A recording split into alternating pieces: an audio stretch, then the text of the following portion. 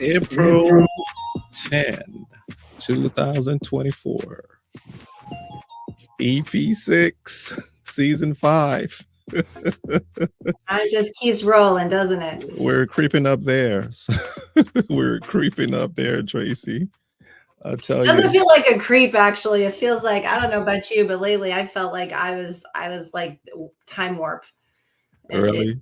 Yeah. Things feel like they're moving really fast.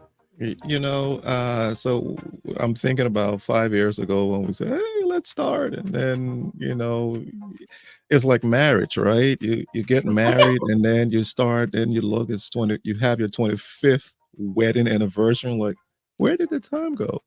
Did you just celebrate the 25th? No. I'm going to be celebrating the 24th. Wow. In 12 days. Yes. So it makes it easy for me. Why? Because it was in the year 2000. So when people are like, how long you been married? I go 2024, 24 years.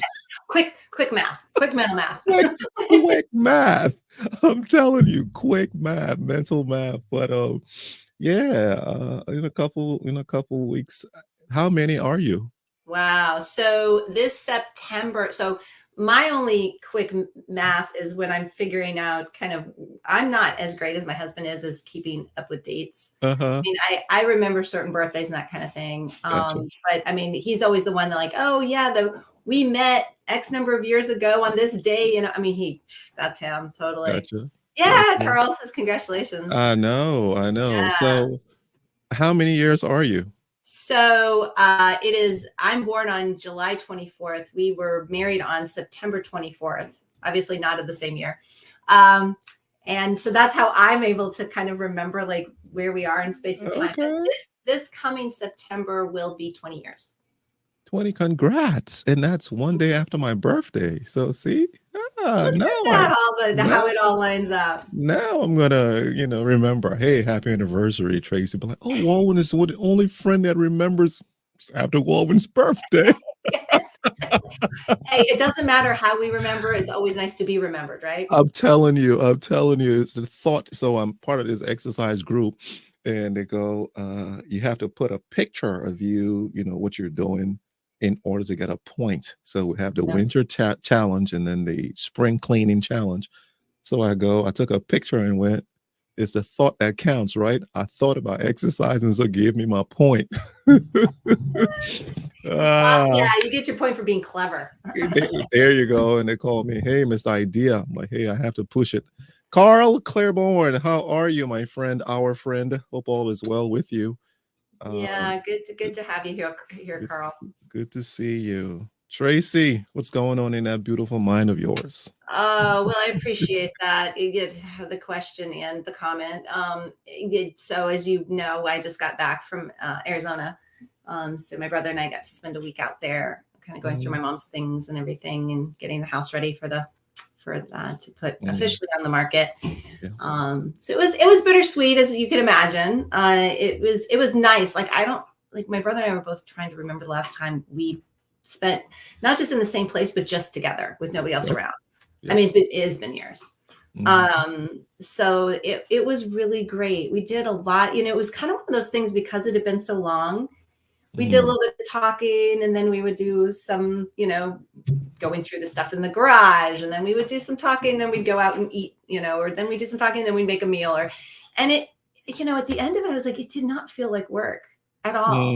It felt very organic. It felt very necessary. I mean, obviously there's parts to it that clearly were necessary, but it just, even to catch up, and to be in each other's company and talk about important things, and, just kind of get back on the same page. Was really great. It was really great. Doesn't that take you, I don't know, for me, it takes me back to growing up with the family member, right? So if it's cousins or brother or sibling, or siblings rather, it just transports you back into another time where there aren't any, not that you're carrying facades, but you're just naked in front of them, and you can speak, you can and pray that they understand you, that the years haven't eroded them knowing who you are, and that you haven't changed a lot in terms of the core of who you are. Just relating to those people is, I think it's liberating. Well, in our case, it was, when we were growing up, I mean, again, you don't really think about, you just do as a kid, and, and you just go through life. And there was a lot of things that we were able to talk about that, we have changed, obviously. Everybody changes, but fundamentally and in intentional ways, and some conversations came. I mean, there was some stuff he actually kind of talked about. He had the courage to talk about that had been on his heart, and and difficult for him to be carrying. And so that wasn't easy to hear, but it was really, it always reminds me of when we do have that courage to bring forward what we're dealing with, and it's a challenge, right? Have those crucial conversations, that and we stay with each other, right? We don't get angry and explosive. We don't leave the room, or we don't project. We just listen. We're just with each other, like in that physical. We're talking about that, and there's nothing like physically being together. For those kinds of things. I think in this world where we're texting each other to break up, and we're texting, I mean, there's just so much not only not being physically together, but dealing with very crucial things, not face to face. That to have those discussions, and to be, the person can see that you're sticking with them. They can see your facial expressions. They can feel your presence, right? It was a real gift. But the one thing I can say with me is, I'm the older sister, and I'm a very strong woman, and that can oftentimes be, I think he felt like the little brother many times, and I've consciously and decidedly changed that. Like I want to be someone different. I don't want to be that one that, is my way or the highway, or however I'm coming across. I want to be more intentional about how I'm meeting people where they are. And it gave me that opportunity, to not respond from ego, or where patterns of where maybe I would have done things differently. And him too, I mean, he and I are like, we could not be more different.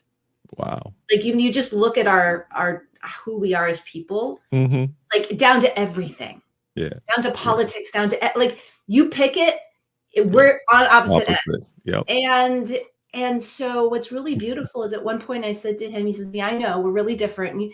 And I said, I actually see it as perfect, because it's like yin and yang. I mean, if as a team, like, look at how we've accomplished things over this last week. Is it's just, we fill in the gaps from, like, naturally, without thinking about it. What he likes to do, I do other things, and Correct. he does what I do or what I don't do, and I do what he doesn't do. And but we don't there's no tit for tat. Like, it's just we just fall into sync. And I think that's beautiful. And that's what I was really focused on, and realized that one conversation, he was really focused on the differences and I was focused on where the differences were perfect. And so we had some really great conversations about perspective and the stories we tell and, all the things. And what felt really good for me is I've had a lot of people say this to me over the years. They're like, stop coaching me, or you can never leave that coaching hat. I'm like, you know what? This is who I am. Who you are. I'm not, like, you can call it whatever you want. And if it's uncomfortable for you, that's fine. Let it be uncomfortable. But I'm no longer feeling guilty and accepting a role as I'm like, first of all, I'm not trying to, this is just how I think. So I'm sorry if how I think offends you or challenges you. The other thing is I realize I am challenging. I am a person who challenges the status quo. And I guess I'm not challenging, I'm a challenger. And so if I don't agree with something, I'm not going to sit there and not say anything. Now, I'm also not going to battle you on your right to feel and think whatever you want, but I'm not going to naturally just say, oh, I agree with that if I don't. And that can be really hard for people. And so I think that's the piece. It's like, no, I'm not coaching. This is me being me. It's why I'm good as a coach, or I feel like I'm a natural coach, is because this was a natural fit for me. Right. It wasn't something that I learned how to do. And now I think that we do that with each other a lot. We try to put these labels on things, especially when we're not comfortable with it. Yep. You're being a whatever, you're just being a big sister, you're being a fill in the blank, you're being a coach, or can you drop that hat? I'm like, if I actually thought of this as a role I was playing, I could drop it. But I don't play roles, right? I might fall into roles, but I'm going to bring the same person to all those roles. And what you're getting right now, this is me. So Carl goes, when I was a kid, death never crossed my mind, but being older and seeing so many of my classmates and friends die, it made me feel some kind of way. And then he puts in here, listen to it. He says, sorry for being off topic. Carl, there is no off topic in this eavesdrop. There's no off topic. That's the topic, right?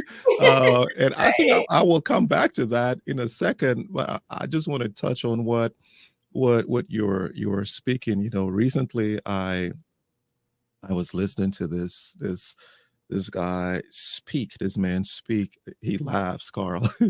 And you were talking about opposites. Your brother and you being so different. And when this is a preacher from 1930, 1940. He's preaching and he says, how great it is to look at a master craftsman build a house where to bring the stones from the quarry, and he picks it up and he looks at it to see exactly where he's supposed to lay it. And then he says, not this one. And he keeps looking until he finds the right one. And he uses all of those stones, but just not for this moment. And he puts it there, bum, bum, bum, bum, bum. And he looks for the next one. And he says, unlike in these days where people are using bricks. So that's 1930, 1940. Now, fast forward to where we are now, where we're using bricks and it's going through the process of being made, and it's so perfect. Bum, just bum, bum, bum, and just pushing all of these similar things. And the craftsman doesn't have to think anymore. Now he's just laying brick. And how beautiful it is to see those houses all those castles that were built, hewn from stone, right? Chiseled. And then you look at it and go, wow. Even though you can still look at these new houses and go, wow, but just there's something in the craftsmanship of those things. Now, when I see that and I put it next to our differences being perfect, so imagine we're building a conversation, and the conversation is just a bunch of similar people. Yeah. I like blue. I like blue. I like green. I like green. Yeah. I'm like, where is this conversation going? Whereas when someone says, something, and then the person brings another viewpoint, and then another brings another, and then it becomes a mastermind. And at the end, we all go, oh, we've created a beautiful masterpiece here. That's and I think that's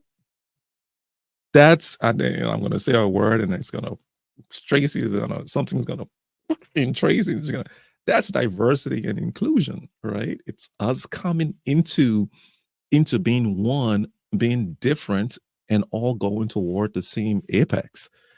So Carl, you said when I was a kid, death never crossed my mind, but being old, and I think why you talked about death here, let me see you, because Tracy was talking about her going to her mom, etc. But being old and seeing so many of my classmates die, it makes me feel, what kind of way does it make you feel? Does it make you feel vulnerable? Does it make you feel, because I know there was a sense of immortality, being younger, Tracy, where you're like, I can do all things. And then now you're like, oh, am I getting so close? And I run away from that. And when I say run away, I'm run away from that thought process, Tracy, when it comes to, oh, all of my good years are gone. What? What? Please. I still have my good years ahead of me. I still have life. And I'll punt back to you shortly, Tracy. People go and say, I look back and I'm 50 or I'm 60 or I'm 70. Oh, I have only 5 more years to live. There's this thing called what I've coined concentrated blessings.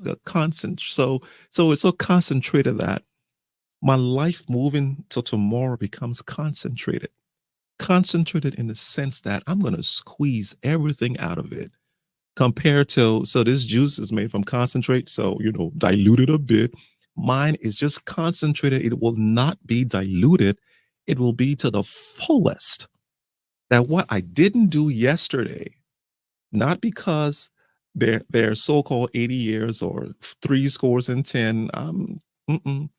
I'm just gonna live my best life. And I said this to my wife the other day, I am going to live until I die. Over to you, sister. Well, that's a true statement. You are going to live until you die.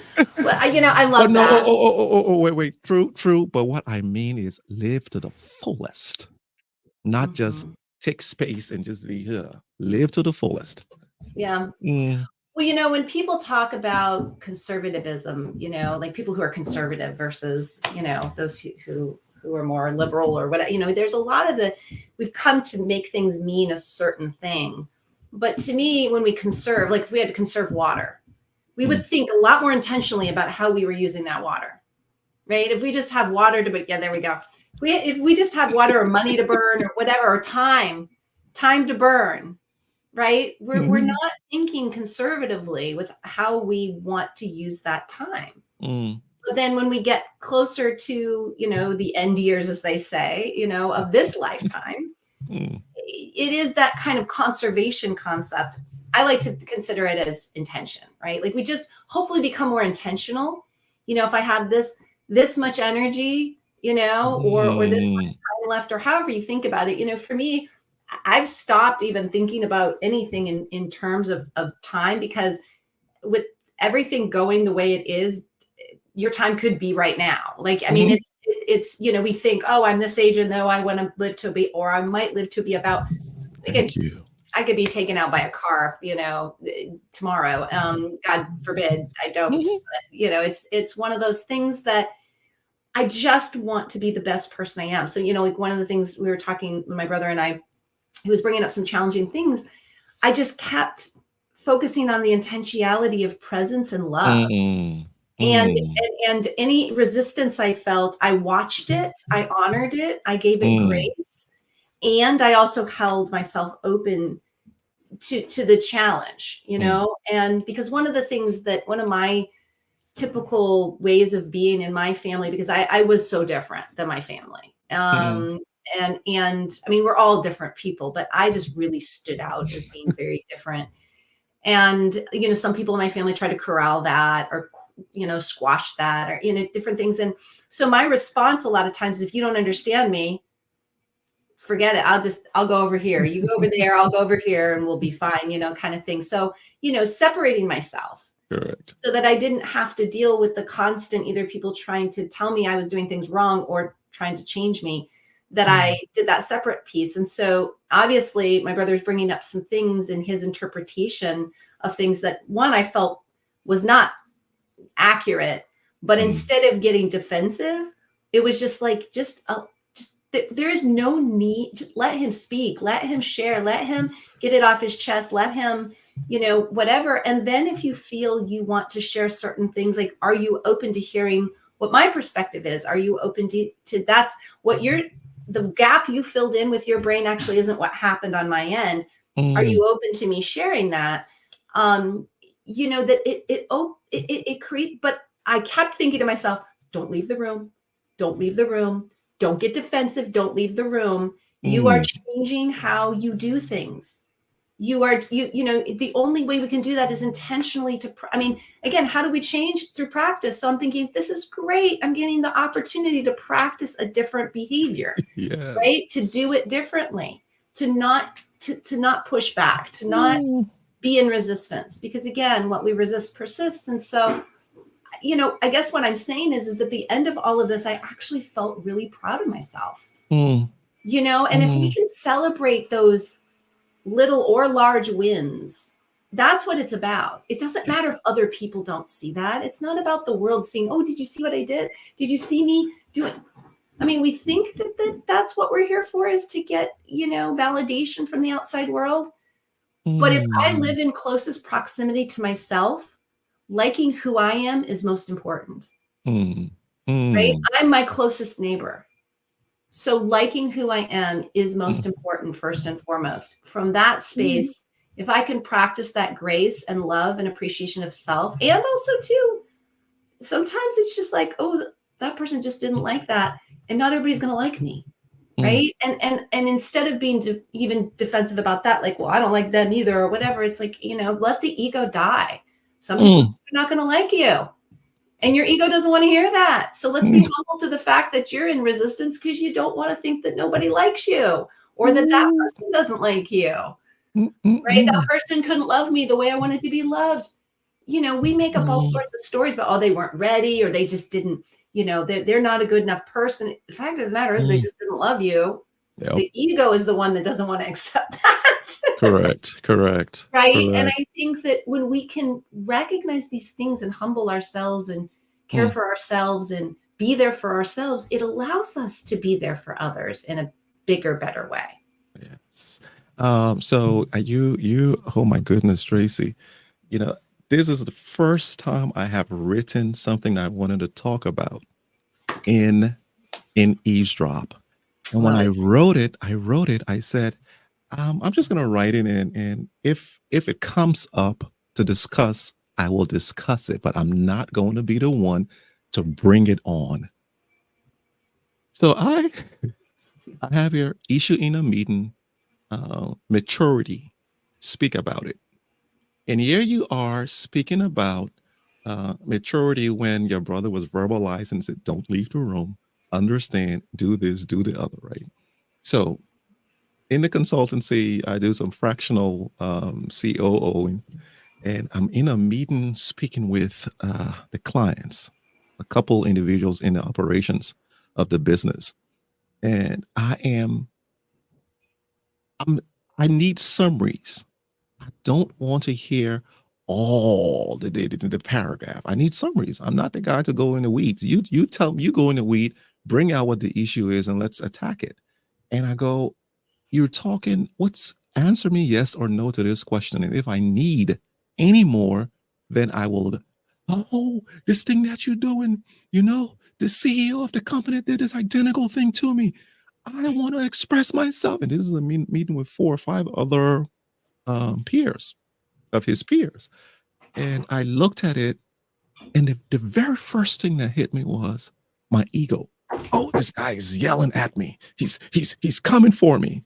But then I understood that. The very next thing was he was hurt. He was hurt that I cut him off. He was hurt in front of his peers that he wasn't expressing himself the way how to show his prowess in his Yeah. workshop. So and it's on Zoom, and I'm looking at him, and I go, okay. And everybody in the room, their faces off, and I say, I understand you're hurt, and in your pain, you are lashing out. I say, and it hurts me in your lash out, but I'm going to be mature and say, I caused the hurt. And then I just went into teaching mode, and the teaching mode was, when your delivery is so important that if you are right and your delivery is wrong, the people who are listening are not going to accept you. They will say you are wrong. We are not mature to listen to the message behind the message. Mm-hmm. And it's so important that what you were saying earlier, in terms of when your brother was speaking, you were listening to the message behind the message and working on yourself at the same time. And at the end of this, Tracy, I called him when the meeting was over, and I called him. I said, so tell me what's going on. He said, sir, what happened was salaries were late, and that's what was on my mind. I said, I understand it.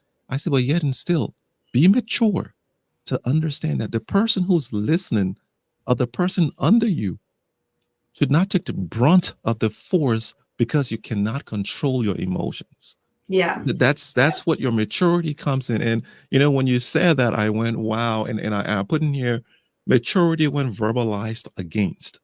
When people are pushing against you and saying you're not doing, you pause and say, why? Not that you're trying to go in their minds, but you're giving them the grace to understand what the situation is, and giving yourself the grace in understanding what the situation is. Yeah. That's some good stuff, Tracy. Well, and I'm kind of laughing about the fact that you said, I wrote this down to talk about, and it just, that's something that happens in my client sessions all the time. Where I'll start talking about something, they're like, oh my gosh, that's the very thing that's been going on with me. And that's where I think that we do have these special things within us that will just bring about, if we trust that all we really need to do is show up. The right things will be said, done, the right connections will be made. We just need to show up. And to your point, it's not just showing up, it's how we show up. Right? So it's, if I'm here to show up, my question is, what do I get to bring to the table? I have practiced this internal stuff a lot. I am intentional. I actually desire to continue to grow and better myself every single day. I'm not saying that other people don't, and that's not good that they do. I'm just speaking that this is what's important to me. So if that's value that I bring to my engagements, then it's not so much about what the other person's delivering that to me or not. That's my what. I have that gift to give. Now, by showing up with that gift, it's not just, how do I want to show up, right? To be the person I want to be, but it's where, because the other thing too, and this is, I oftentimes say this to clients. I said, we can give grace and other people can give grace and we can forgive. But, a lot of times, to your point, even if people are, what I'm finding with myself is, I'm very aware of how I'm being. I'm also very aware of how others are being. And there's a pattern there. And if certain people are going to always meet me with that same pattern and it doesn't feel good, it's not so much a defensive, like, ooh, I don't like you, you stay away. It's just from an energy standpoint, I just don't want to be around that energy. Protecting your peace. Exactly. You were talking about this a couple conversations ago. And so every time we don't think intentionally about how we're coming across, it takes a little chink out of that relationship. And over time, people just don't want to be spending time with us as much anymore. Right? If we're going to show up and we're always going to be projecting and we're always going to be defensive and we can never know, we're like a walking time bomb that, is going to go off at any moment. And we wonder why suddenly people aren't picking up the phone when we call, or, we shouldn't be surprised. Because I know that that's what I'm noticing more is I can show up magnanimously as much as I can. But then, the next go around, I'm like, I don't think I want to spend time with that person anymore. I don't think I want to give that person as much, every time they call, they eat up all my time and they don't really bring any, I'm going to say any value, but not in the way of where I want to be spending my time and energy. Correct. So I'm just going to vote not for that. And so, there's subtle ways in which we can also start to learn kind of how we're being, and where we're meant to be being or how we're meant to be being by just kind of seeing as if the people I want to be spending time with are suddenly not available.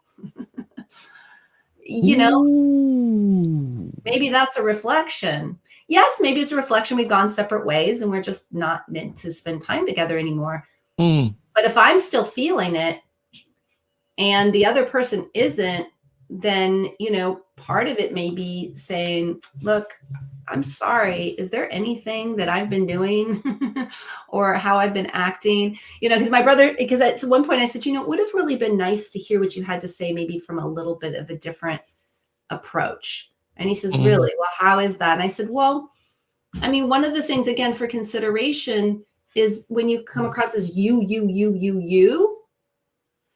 it makes it very hard for people not to get defensive. So one of the things I like when I'm in a challenging conversation or I have to share something challenging to someone is to do exactly what's going on, is to own it and say, the story I'm making up about this is that you didn't show up because of X, Y, and Z, or, I was hurt and I'm owning my own emotion. I'm not making this something you have to fix. I'm simply sharing this because this relationship means a lot to me. So I said, it would have been great for you to open up with saying, Tracy, the reason why I'm bringing this up is because this relationship really means something to me. It means so much to me. I love you. And there's something that it's taken me some courage to say it. But the reason I'm ultimately saying it is not just to get it off my chest, is because this relationship is important. And, he's, well, that it is important. I said, well, it really is nice to hear that. When we actually verbalize it, it's a great way to set the tone for something that's going to be difficult to hear.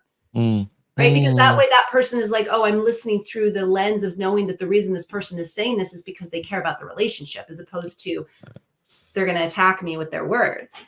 And I said, and so when we make I statements, show up that time I was feeling, and I made up the story that it was because you didn't want to be there, or it was because you didn't care as much, or whatever. Right? Yes. But to really own our side of the story, because it is just that, it's the story we're making up. And, when we can approach things that way, it instantaneously diffuses any kind of, because again, people only get defensive when they're being attacked. How do people get attacked? Is when they get projected on. You made me feel this way. You didn't do this, and you weren't there, and you, right? Yes. And meanwhile, the person's like, well, my parents died in a car accident and I wasn't able to show. Right. And like, I wasn't there because I was, dealing with this shock. And, then we feel like, oh my God, Yes. And so, and I said, and the other piece would be to lean in curiously. Like, this was my perspective, and I'm really curious what was going on with you. I want to hear from you what's been going on. Right. And what because I have to believe that, I know this was important to me, and I make these things important. What's been important to you? Like, what's been taking your time and energy? And, at one point he says, well, you didn't do that. And I said, well, there was a very good reason. And I told him the reason. He was like, oh my God, I never knew that. And I said, and you didn't ask. And so, this is not to throw my brother under the bus because he's an amazing person.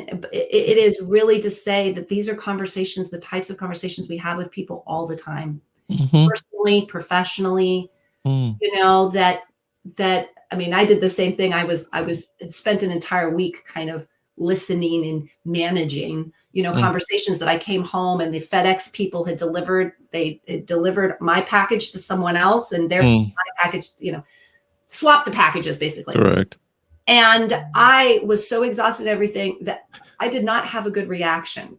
I was okay with like not having the right package. But then when I went to file a claim, I went on FedEx to be like, okay, I don't know whose package this is. And possibly they have my package, but I don't know. Maybe the person was just high and delivered all the wrong packages, the wrong addresses today. I don't know what's going on. But I went to FedEx and you have to go through this huge, long process to file a claim.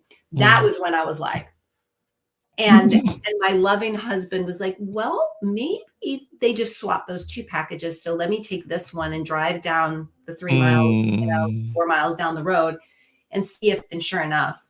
And he's just like, okay, we have your package and you have our package. Thank you. And rectified it. So I'm not always dealing with grace. Oh, no. Sometimes it's, I was projecting all over FedEx last night. But it's those moments where you can step back and say, and I said to my husband, I was like, thank you so much for giving me grace and just, understanding why I was just at my threshold and I enough being mature for, for a little bit. I needed to have a bit of a temper tantrum. Yeah. Because it's one of those things where I think that's the piece too, is sometimes we're going to be mature and sometimes we're going to be settling into bed and saying, I'm so proud of myself for how I just handled that. Yes. And other times we're going to be like, I did not handle that well. Yes. And I'm going to own up to that too. Correct. And Tracy, as you were saying this, if we go back to this video, this is where we're humans. We're not machines. And the only place where I would like to put a placeholder is when we are at our worst and when we are at our best, we still come to the middle ground and say, we're humans. We're humans. And I think that humbles us. That gives us the ability to humble ourselves and go, with me coming and telling Verlin, oh man, I was mature today. I was mature in the meeting. You should have seen how I operated. And I'm the same person in the very next moment going, and I would say this, why are we so graceful with people whom, and this is for me. I mean, it may not be for you, right? Why are we so graceful to people who we've just met or who are acquaintances, and we aren't as graceful to I'm going to say my spouse? Is it because my spouse knows right from wrong and knows the MO, the modus operandi in the house, in the home, or in the office, or whomever, and the other person doesn't know, and we're graceful? Oh, they didn't know, so I will give them a chance. I will let this one pass. Shouldn't it be the other way around, where, because it shouldn't even be the other way, it should be across the board, that we're graceful to our spouses, because these people know our ins and outs, our best, our worst. And we know theirs. And we know theirs, correct. And we know their heart. We're so unforgiving to something. So today, this morning, Verlin takes the foil paper and the honey and leaves it on the counter, and she's leaving to go to work. And I work from home, right? And I like to see the kitchen spotless. And I had turned around and I turned and I saw it, and she was leaving. Go, oh, love you, baby. Okay, baby, bye, kiss. I go, and I pick it up and I'm like, so what? So what?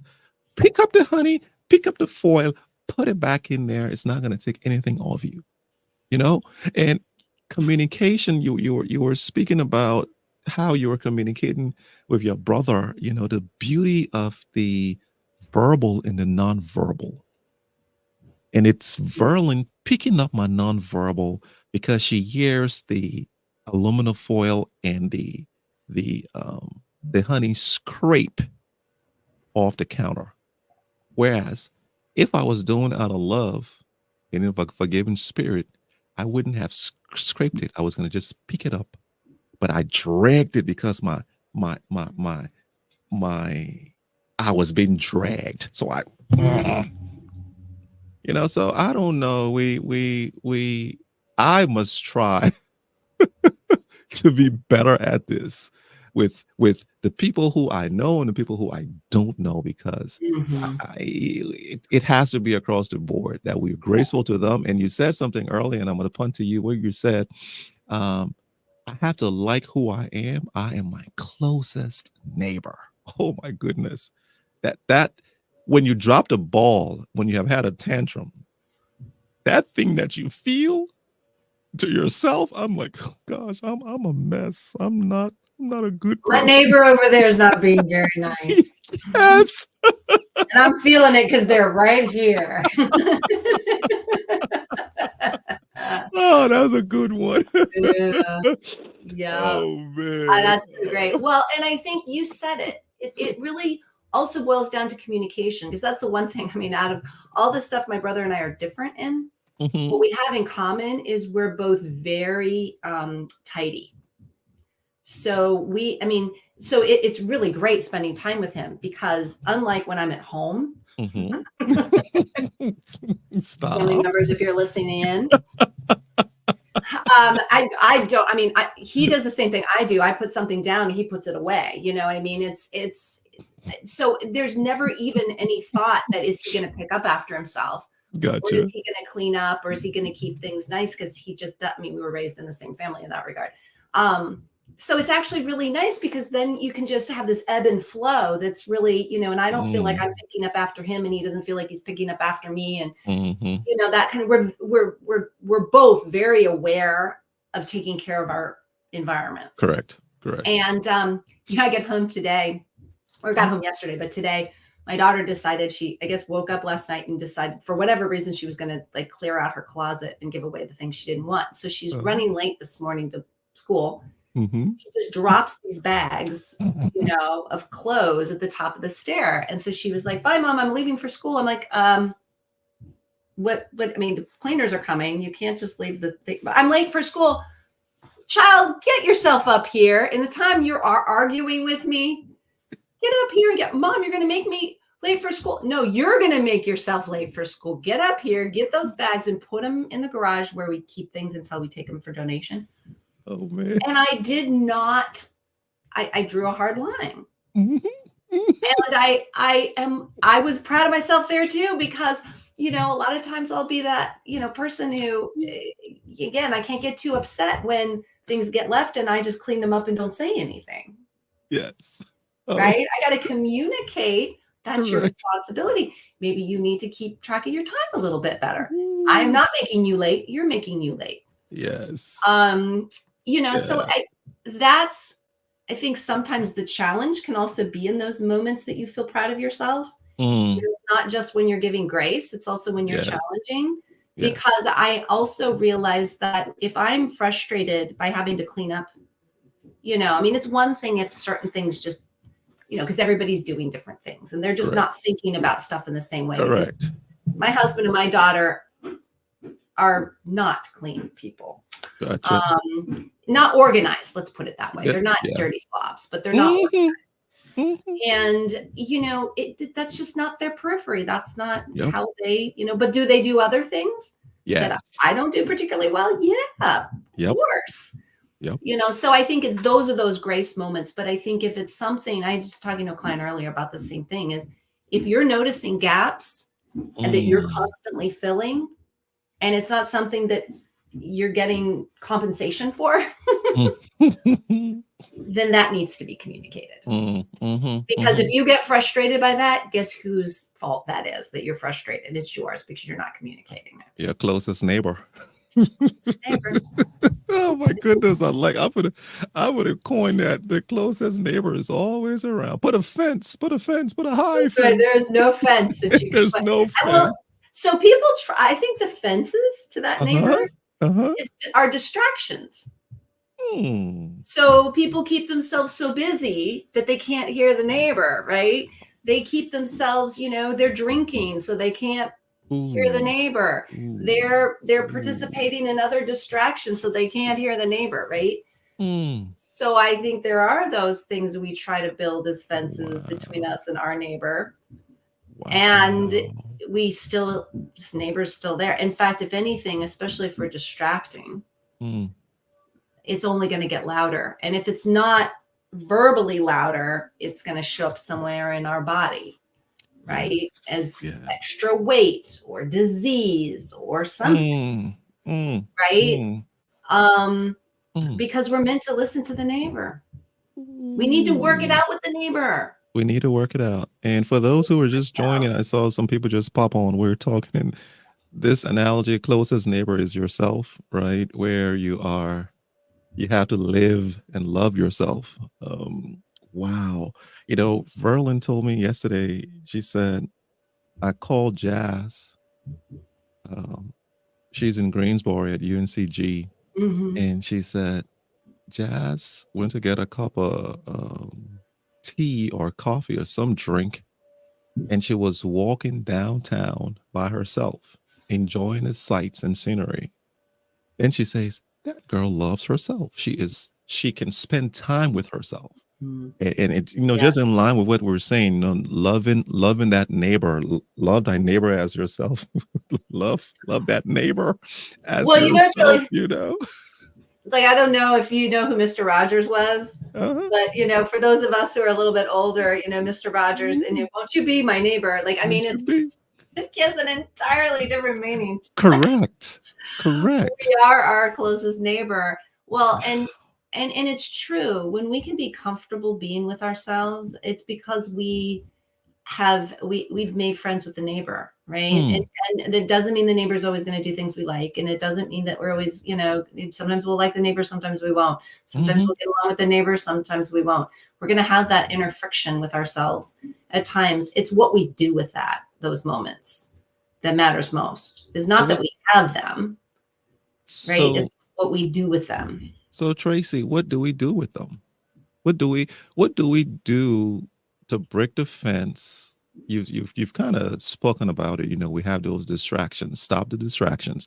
But Mhm. knowing you, I my spirit is telling there's more there. There's more there to uncover. So what do I do with this neighbor that I'm trying to block off? Well, you know that, and it's also, shall we put, it's not only our closest neighbor, it's the one that never leaves. It never moves out. Mm. So, Stop. You're making this, you going deeper move. in this thing. We're really going to use this analogy to its full extent. It's the neighbor who never moves, right? So Mm, it's not mm, not like we could just, or that we can't mm. move either. Um, I will say that always the best way to approach anything that's challenging is to get curious. Mm.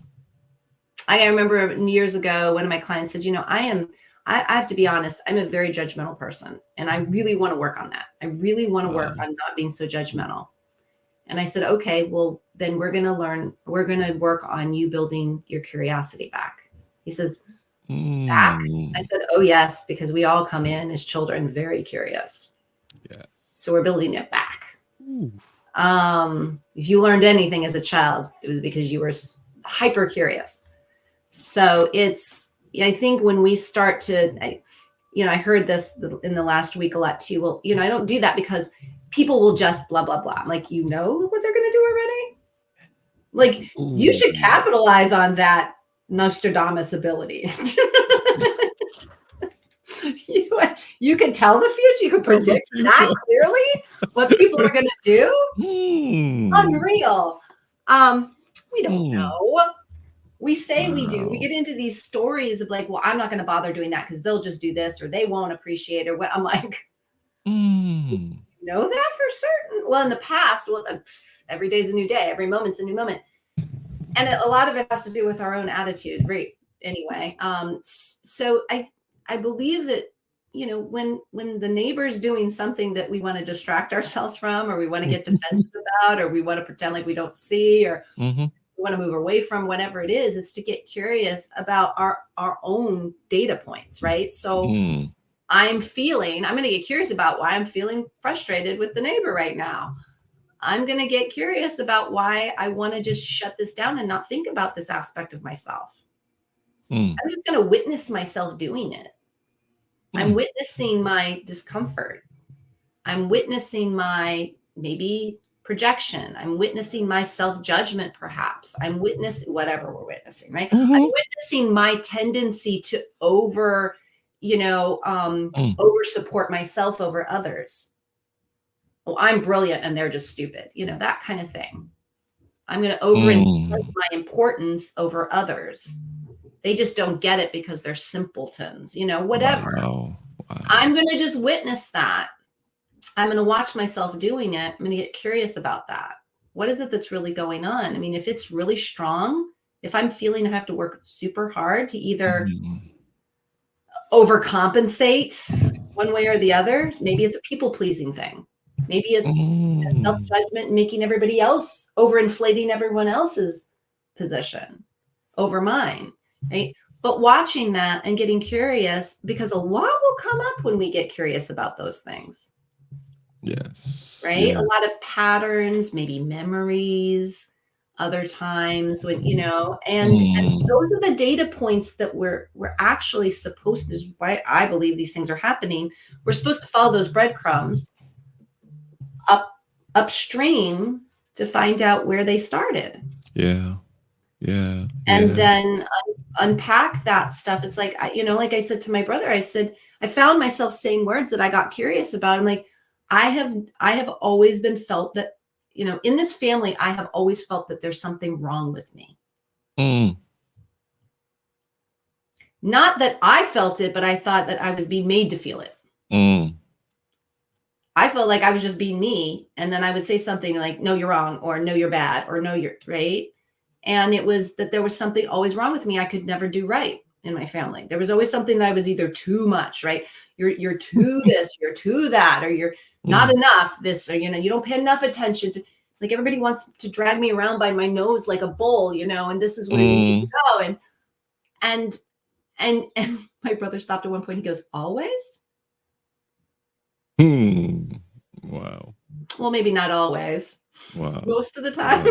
Yeah. But getting curious about it. I mean, it's really important that we are listening to our own language too. I mean, that's what I do with clients. I listen through their language, but we can do that with ourselves. Like, I really just, that's my belief.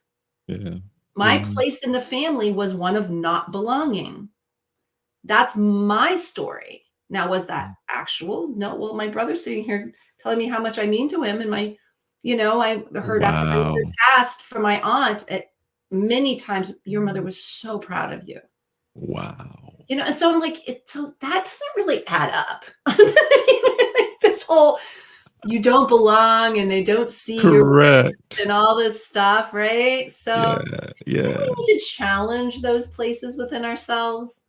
And the only way we can do that is by getting curious.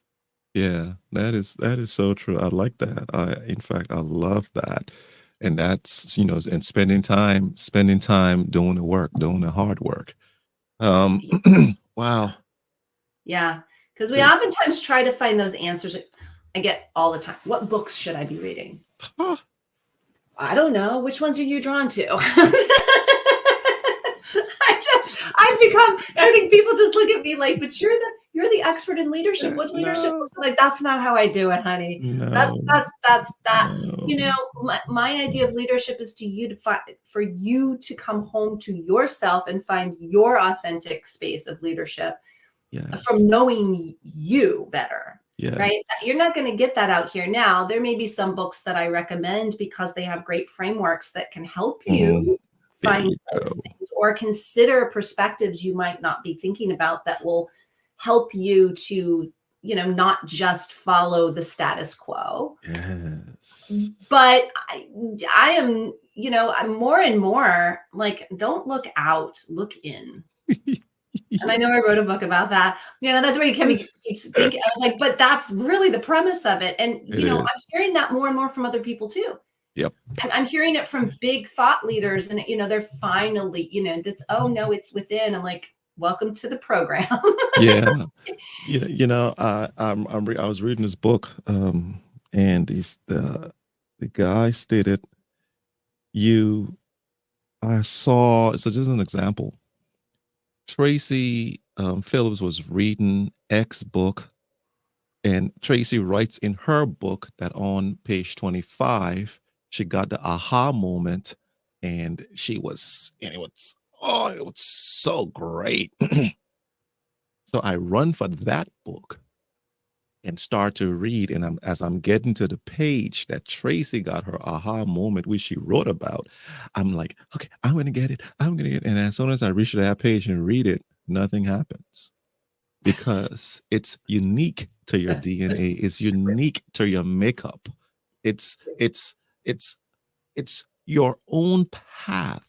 All your various encounters, everything that's layered into your mind, that there's something that as you are looking in, reviewing, because it's a personal growth process. It's not Tracy and I, or Tracy and me, or whomever. No, it's your personal growth process, where come to this seminar. This seminar will uncover your and just what you said is the framework that is gonna to provide you for you to go and do the work.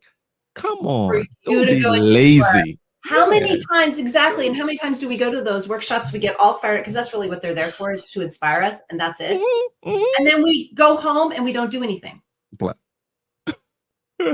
are like, I've spent thousands of dollars on seminars and it doesn't work. I'm like, okay, it works if you do the work. If you do the work. Like, this is not, change my whole life in 3 days.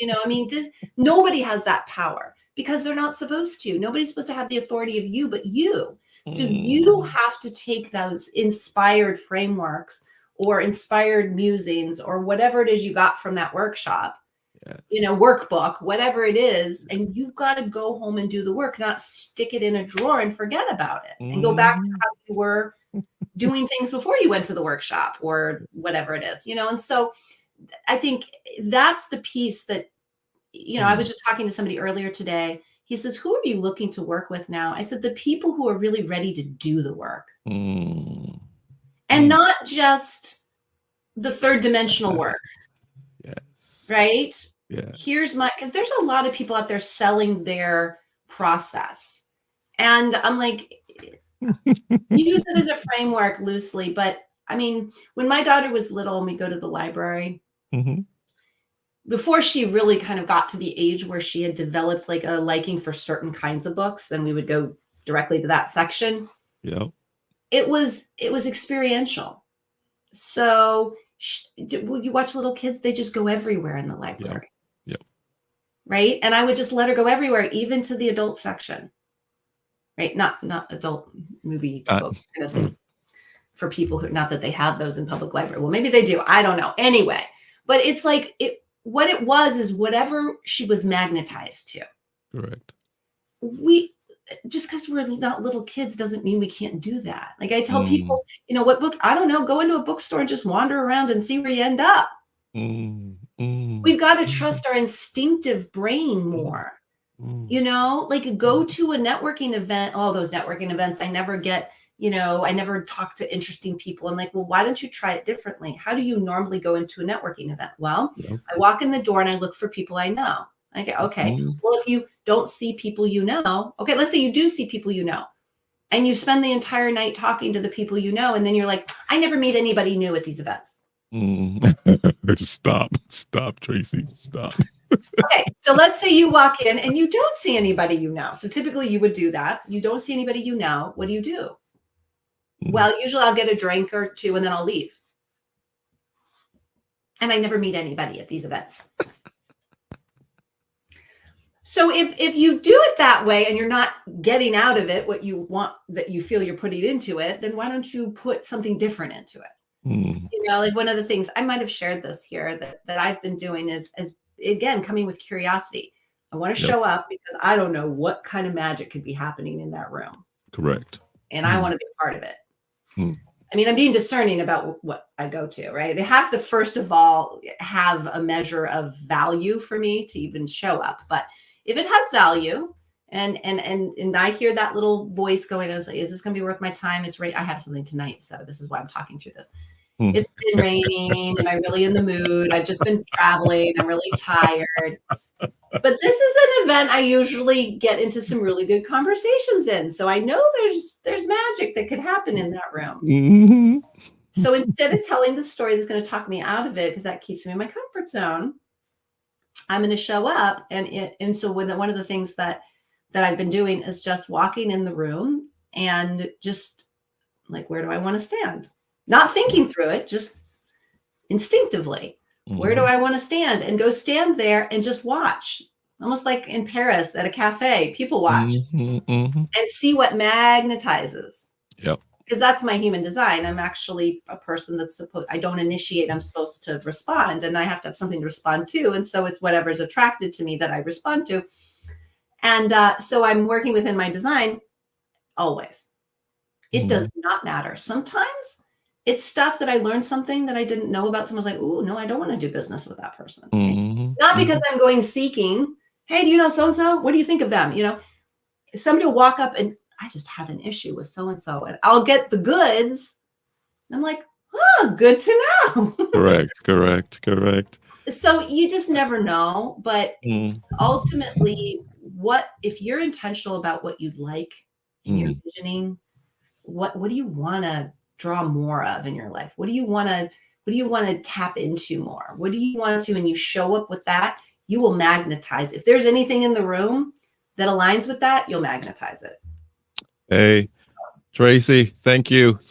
Hey, you've heard it. Fractional CEOs, you have the coach here coaching.